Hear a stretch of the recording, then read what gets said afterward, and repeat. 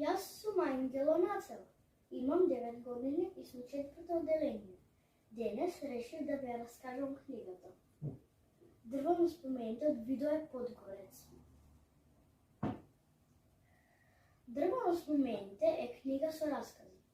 Оваа книга е полна со најразлични животни приказни од различни луѓе. Тука во оваа книга има многу прекрасни сказани. Но мене најомилена ми беше сказна за шах. Во оваа сказна се зборува за едно момче која кај своите баба и дедо нашла една стара табла за шах. Тоа му ја покажало таблата на татко си. Таткото се израдувал бидејќи таблата за шах му влевала многу прекрасни спомени од детството. На детето на прв поглед оваа игра му се чинела здодевна. Но татко му доверил едно тајно.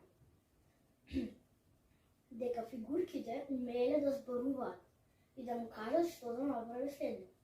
По ова, детето се влюбило во таа игра. Тоа ја научило играта, станало толку добро, што дури почнал да го победува татка си.